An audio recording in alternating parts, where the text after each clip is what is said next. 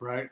Welcome to another great episode of Transformed and Renewed. Listen, this is your first time on this page. What I need you to do is follow, like, comment, share, or even you can do all combination of four. So make sure you at least follow us at Robotic1212.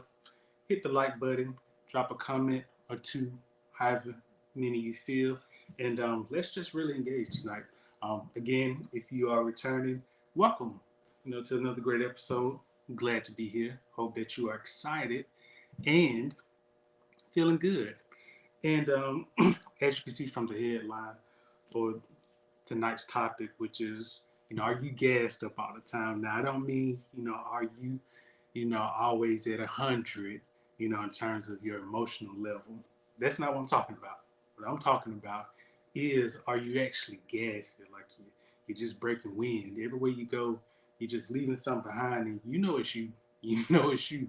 Don't be looking at someone else talking about, did you pass gas? No, that was you. Okay, just own up to it. And so we're gonna talk about, why you may be gassy all the time, because it's a strong matter, no pun intended. But let's really explore, what foods can actually cause you to be gassy, and how you can actually avoid that, because having excess gas can lead to some complicated health issues, especially if you do not treat them.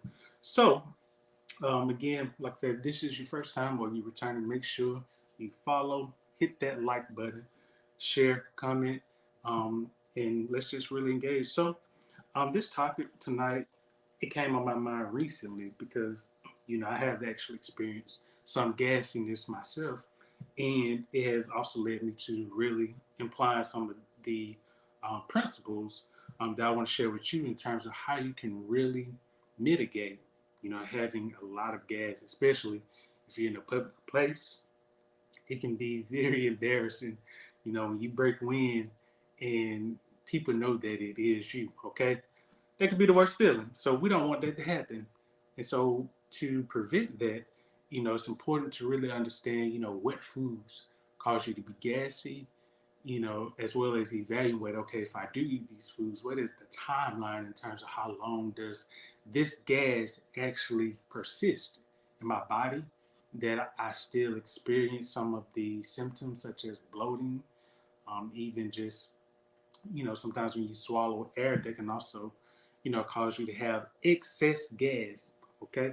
And so, start with a list of foods, and these are just some because I know one size does not fit all, and each person is different. So some of these foods that I name, you may be completely fine. However, some foods you may say, well, I have experienced some gassiness with that. And so if this applies to you, then again, later in the video, I will share with you some things that you can actually do to prevent or mitigate being gassiness, or even actually how you can deal with it. So some foods that come to mind are, of course, beans, and beans of any type. So you think navy, kidney, black beans, pinto beans, garbanzo, aka chickpeas, and the list goes on. Even legumes such as lentils, soybeans, can't forget those, and products that are made through those beans, such as tofu, tempeh, miso. Yes, because they still contain the bean, itself, they can, still cause you to have gas. And so those are some of the products that I would say can give you gas. Why? Well, because when you think about some beans, particularly I know soybeans, but it could be the same type of beans. They contain this complex sugar called raffinose, and raffinose is a complex sugar that once it's digested in your body, or once you consume it, it doesn't easily digest in your body, and so because of that, you know, it takes a while for it to even go through your entire body. And in the process, you're producing, a lot of gas, once it's in your body. And so I know that because of the complexity of, raffinose, that can cause some issues for different people. Again, you can have excess, gas passing, flatulence, farting, however you look at it. And, that may not be something that you want to deal with long term.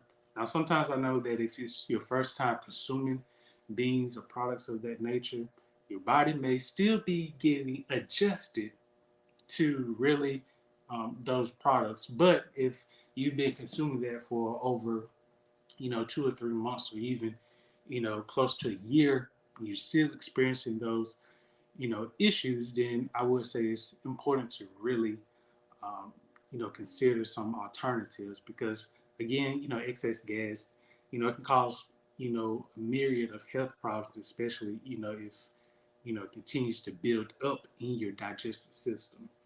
Some other foods I would say would include cruciferous vegetables. So these would include like Brussels sprouts, broccoli, your leafy greens.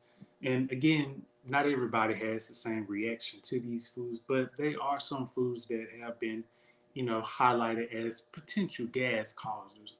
And I would say when it comes to cruciferous vegetables,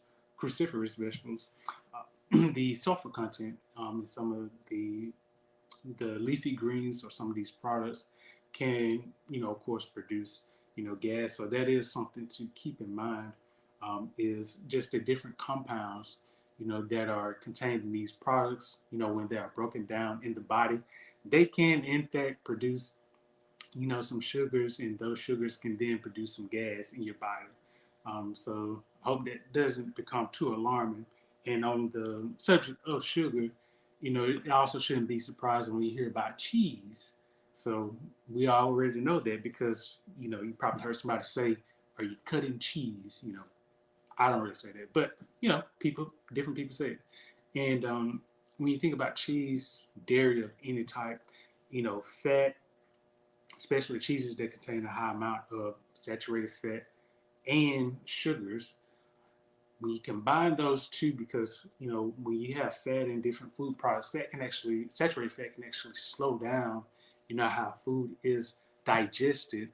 And so when you combine that with different sugars, that can build up that gas reaction in your body. So hope that doesn't become too surprising when you combine eating various cheeses, or you eat probably like half a cup of cheese, and you wonder why you're feeling so constipated, why it almost seems like you're having cramps in your body. Well, it's because, again, you have to understand the fat content as well as the proportion to the sugar content that's in dairy products. And because, depending on the level of saturated fat, even fat that's in the food product, that number one can slow down how fast the food is being digested. But then again, when you combine it with the sugars that are present in those cheeses or even milk, then that also can produce some gas. And so when you combine both of those factors, fat and then sugar, you create more gas. So cheeses, I would say that is also flagged as a gas producing food. And then also some other things, I would say meats, especially fatty meats. So meats of any types, when you're thinking about beef, pork, chicken, these can also produce gas. And, again, when you're thinking about the fat content and then the sugar content, from meat products, especially those that are not lean, then you have to, also keep in mind that yes, these are, potentials for causing, excessive gas in your body. And I think I forgot to mention eggs, on the topic of dairy.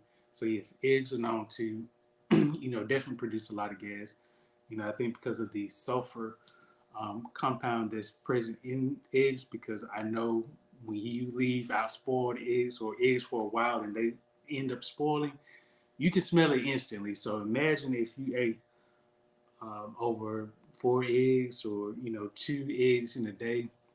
You can imagine after some time you're going to start to smell eggy, like really. Okay, so those are some of the foods I would say, and some other foods that, again, it just depends. But I know apple. is flagged as a food that can cause some gas. And onions and garlic, those are other foods because of the sugar content. Again, with different people, they break it down different ways. So, with all that said, again, these are just some foods, but there may be foods that I haven't mentioned that you may experience, excessive gasiness with.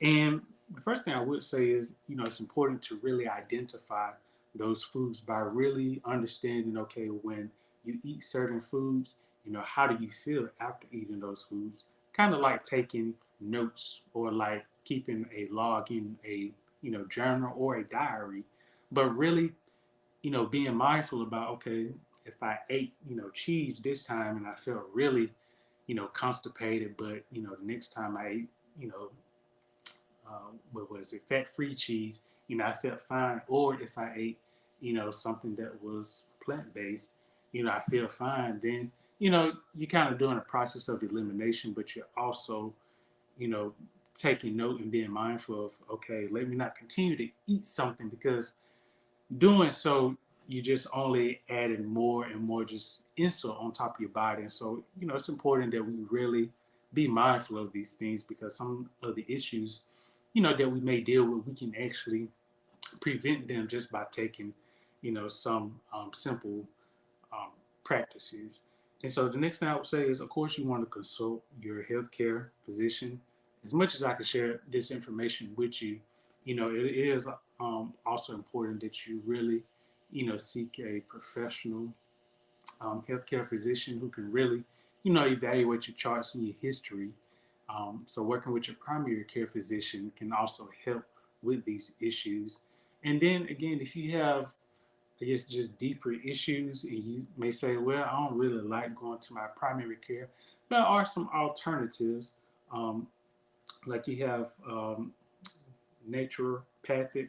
I could be like screwing up that word, but you have those, and then you also have holistic, healthcare physicians, and so these are people who actually work with, patients or clients to really get their health on track. Primarily, starting with their nutrition, their lifestyle, so they really get deep into your life and really understanding, okay, what are you doing currently right now, and really making a plan for you. And so that is something that I really want you to look into. And then also, again, once you've identified those foods, make sure that you, avoid them because going back to them, you're just going to have the same issue. And so when you do that, then you can pretty much, cut down the gas, again, no pun intended, but you don't want to walk around in public passing gas and people know that it is you. And plus, you probably don't want to be in a car and you talking to somebody. You over here having a nice conversation. Then it's like, what is that smell? Okay. So we don't want to do that. So the best ways that we can avoid it is, well, one, just avoid eating some of these foods that I mentioned, and also really taking note of what you're eating and knowing that certain foods they have complex sugars, and just know that when these sugars are ingested or consumed in the body, they may not have the best like result or process, that may leave you feeling good. In actuality, you could be smelly, after the fact. And so, again, these are some things that you can actually apply, being mindful about the foods you eat, avoiding them, talking with your healthcare physician if you say, well, I've done, most of these, but I'm still not sure what is going on. And some other things that I won't go too deep into, it could be external factors. It could be, if you're using certain hygiene products, you never know. Different people have different reactions to some products. So, I never like to overlook anything. So, one thing I would say about if you are gassy, you know, take mental note of everything because you want to make sure that if this is really bothering you, you want to get to the root of it. And if nothing else, I always pray about the matter. So, you know, don't know if you believe in that, but if not, then you can even ask me and I pray for you. I pray, Lord, show them, what is the source of this gas? Because I don't want you walking around smelling up any place. Because there have been times where I've been by myself and I'm like, woo, yes, we need to be by ourselves because if we was in public, ooh, I couldn't look at myself. So hope you enjoyed this brief segment on gassiness.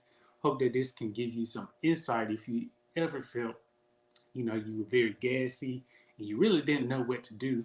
Again, these are just some of the techniques that you can apply.